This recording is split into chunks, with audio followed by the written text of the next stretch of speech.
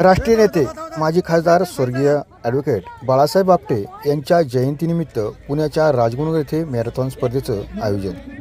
राष्ट्रीय नेते माजी खासदार स्वर्गीय ॲडव्होकेट बाळासाहेब आपटे यांच्या जयंतीनिमित्तानं बाळासाहेब आपटे स्मृती समिती आणि लायन्स क्लब ऑफ राजगुरुनगर यांच्या संयुक्त विद्यमानाने पुण्याच्या राजगुरू येथे मॅरेथॉन स्पर्धेचं आयोजन करण्यात आलं।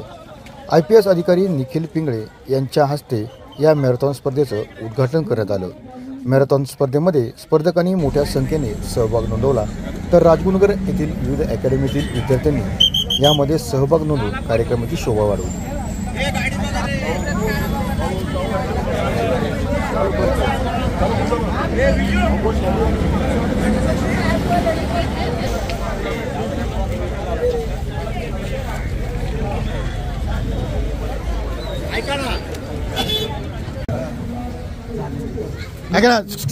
भारत माता की इन्कलाब जिंदाबाद। हुतात्मा शिवराम हरी राजगुरू अमर रहे। हुतात्मा शिवराम हरी राजगुरू अमर रहे। भारत माता की जय। भारत माता की जय।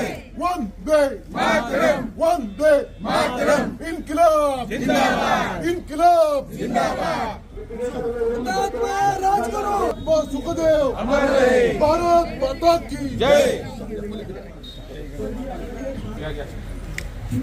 हुतात्मा भगत सिंह हुतात्मा भगत सिंह भारत माता की जय। भारत माता की जय। राजगुरू अमर रहे। हुतात्मा सुखदेव अमर रहे। हुतात्मा भगत सिंह अमर रहे।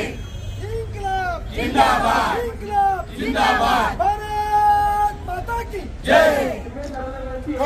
अमर रहे। भारत माता की जय। भारत माता की जय।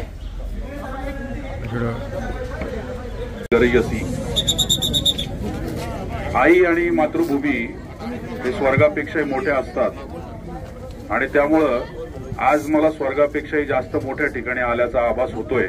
याच्यात यत्किंचितही वाद असण्याचं काही कारण नाही।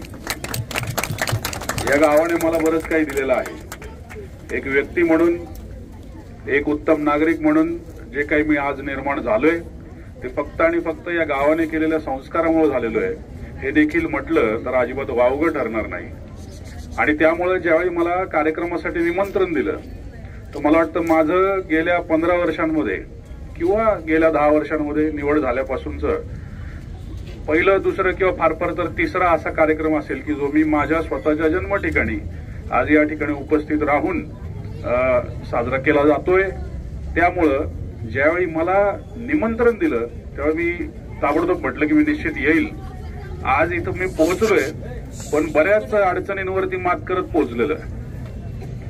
काल रात्री एका विशेष अभियानाचं काम दिलं होतं, रात्री 2 वाजेपर्यंत चाललं, सकाळी 5:30 ला उठून आवरलं, इकडे यायला निघालो, तेव्हा कळालं की कुठंतरी अजून एक फायरिंग झालेली आहे। वास्तविक पाहता माझं सध्याचं जे काम आहे ते काम म्हणजे पुणे शहरामध्ये जी पुणे शहराची गुन्हे शाखा असते, विशेषतः आता या तरुण मुलांना त्याचं फार चिकित्सा असते या विषयाची, की ज्याच्यामध्ये गँगवॉर, मर्डर, गँगरेप अशा प्रकारच्या ज्या सगळ्या गोष्टी ज्या सेन्सिटिव्ह असतात त्या ज्या घडतात त्या सांभाळण्याचं काम सध्या माझ्याकडे पुण्यामध्ये आहे।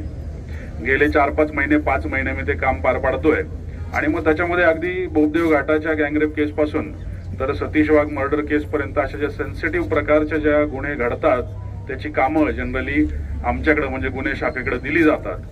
पण त्याचबरोबर अजून एक महत्वाचं काम दिलं जातं आणि ते काम म्हणजे पती पत्नींचा वाद हा सुद्धा जेव्हा घडतो तर त्यावेळी तो जेव्हा भरोसा सेल नावाच्या एका संघटनेकडे दिला जातो, त्या दोघांमधला वाद संपवण्यासाठी, त्याच्यात तोडगा काढण्यासाठी तर ती शाखा सुद्धा मलाच सांभाळायला लागते। म्हणजे पुणे शहरामधल्या नवऱ्या बायकोंच्या भांडणापासून तर मर्डर किंवा अशा प्रकारच्या गुन्ह्यांपर्यंतचे सगळे विषय हे हाताळण्याचं काम सध्या माझ्याकडे दिलेलं आहे। यापूर्वी गोंदियामध्ये मी काम केलंय, नक्षल भागामध्ये काम केलंय, त्याच्या आधी लातूर जिल्हा पोलीस अधीक्षक म्हणून काम केलंय। महत्वाचा मुद्दा जो इथं समजून घेण्यासारखा आहे तो म्हणजे की इतक्या लहान अशा गावामधून शिक्षण घेऊन, अभ्यास करून मग त्यानंतर आपण सुद्धा अशा काही गोष्टी करू शकतो हे समजणं जास्त गरजेचं आहे। आणि ते समजणं गरजेचं का आहे, तर मागच्या बाजूला जे 3 स्टॅच्यू लावलेले आहेत, जे 3 पुतळे बसवलेले आहेत, त्यापैकी एक पुतळा असा व्यक्तीचा आहे की तो याच गावातून जन्मलेला आणि त्यांनी त्याचं नाव भारतभर गाजवलेलं. त्याच्यामुळे मुलांना तुम्हाला सांगणं मला गरजेचं आहे की मनामध्ये कुठलाही न्यूनगंड बाळगायचा नाही. तुम्ही पुण्याला शिकायला जाल, इथून पुढे तुम्ही दिल्लीला जाल आणि कदाचित दिल्लीवरनं अमेरिकेला जाल, पण लक्षात ठेवा की आपण राजगुरुनगरची नागरिक आहोत, राजगुरुनगरचे आपण सुपुत्र आहोत किंवा सुकन्या आहोत. आणि त्यामुळं आपल्या ज्या काही यशाची जी काही आपल्याला परमोच्च ठिकाण गाठायचंय त्याच्यासाठी कुठल्याही प्रकारचं बंधन आपल्यावरती निश्चित नाही, ही मनामध्ये तुमच्या खात्री असली पाहिजे. 1 किलोमीटरचं रनिंग आहे, फार काही कठीण गोष्ट नाही. 1 किलोमीटर म्हणजे एकदम सोपं आहे. किती आहे? 1 किलोमीटर का जास्त आहे? 2.5 किलोमीटर आहे, तरी काही कठीण नाही. आजकाल तुम्ही सगळ्यांनी बघितलं असेल की आयर्नमॅन सारख्या काही इव्हेंट्स ऑर्गनाईज केल्या जातात, ज्याच्यामध्ये 42 किलोमीटर रनिंग, 180 किलोमीटर सायकलिंग आणि 5 किलोमीटर स्विमिंग हे सलग करायचं असतं. त्याहून अधिक महत्वाची गोष्ट सांगतो, विशेषतः जे पळणारे व्यक्ती आहेत, जे विशेषतः या क्रीडा स्पर्धाशी स्वतःची नाळ जोडतात, जोडू पाहतात, जोडू इच्छितात, त्यांना सांगणं मला आवश्यक वाटतं की अगदी जर शक्य झालंच तर तुमचा तो जो मोबाईल आहे ज्याच्यावरती तुम्ही तासनतास व्यस्त असता, त्याच्यावरती वेळ मिळालाच तर मॅरेथॉन मॉन्क्स ऑफ जपान यांच्याबद्दल कधीतरी वाचा. सलग 100 दिवस रोज 84 किलोमीटर धावणारे हे संत असतात. आपली स्वतःची एक प्रकारची ध्यानधारणा करण्याची जी पद्धत असते, त्याच्यामध्ये पळून ध्यान करणं कसं असतं हे सुद्धा तुम्हाला त्याच्यामध्ये बघायला मिळेल. उत्कृष्ट प्रकारची क्रीडा स्पर्धा आहे. असं इंग्रजीमध्ये म्हटलं जातं, all work and no play makes Jack a dull boy. म्हणजे नुसताच अभ्यास करायचा, फक्त काम करायचं आणि खेळायचं नाही, तर त्याच्याने जॅक नावाचा मुलगा ढ होतो, मठ्ठ होतो. हे आम्हाला फार जास्त महत् प्रयासानंतर समजायला लागलं. शाळेत असताना मी एकदम फक्त अभ्यासू होतो, अभ्यासू किडा. मला ओळखणाऱ्या बऱ्याचशा लोकांना माहितीये. मग त्याच्यानंतर ज्यावेळी मी ट्रेनिंगला गेलो, माझ्या IPSच्या ट्रेनिंगला गेलो, त्यावेळी मला महत्व कळालं की शाळेपासून का खेळायला पाहिजे होतं. आणि मग ते आता मला ती पुढं टिकवून ठेवायला लागलं. तर आता तुम्हाला संधी मिळतेय खेळायची, तर निश्चित खेळून घ्या. खेळत असताना एका गोष्टीचं निश्चित तुम्ही कुठलाही विसर न पडू देता लक्षात ठेवणं जे आवश्यक आहे ते म्हणजे आपले शिक्षक, आपले गुरुजन, आपले आप्तेष्ट, आपले आई वडील यांचा आदर करायचं विसरू नका. त्यांचा आदर करा. त्यांनी मांडून दिलेल्या योग्य पद्धतीच्या मार्गाचा अवलंब करा. चुकीचे आदर्श ठेवू नका. माझं इनाम आलं पाहिजे बॅनरवरती, सोम्या गोम्या टिन्या पिंट्या मिंट्या आणि याचा वाढदिवस त्याचा वाढदिवस.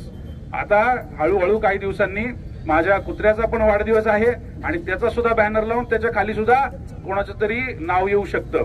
चांगल्या कामासाठी तुमचं नाव आलं पाहिजे, चांगल्या कर्तृत्वासाठी तुमचं नाव आलं पाहिजे, याच्यासाठी प्रयत्न करा. अधिक वेळ तुमच्या सगळ्यांचा घेत नाही, परंतु मला या ठिकाणी बोलावलं, मला बोलायची संधी दिली, माझा यथोचित सन्मान केला, याबद्दल मी तुमच्या सगळ्यांचं खूप मनापासून आभार व्यक्त करतो. आणि माझे 2 शब्द जे आहेत त्याला विराम देण्यापूर्वी हे सगळे जे तरुण मुलं आहेत, तुम्ही आता लवकर पळायला सुरू कराल तर सगळ्यांनी उरी नावाचा चित्रपट बघितला असेल. आवाज येतोय शेवटपर्यंत? उरी नावाचा चित्रपट बघितला असेल. आपण फक्त 2 वेळा घोषणा देणारे, डायलॉग असणारे, हाऊस द जोश, बरोबर? त्याच्यावर तुमचं उत्तर काय असणार आहे? Hi sir. लक्षात येते का? हाऊस द जोश. आवाज नाही, काय उपयोग नाही, चाकणपर्यंत आवाज गेला पाहिजे. हाऊस द जोश, हाऊस द जोश. भारत माता की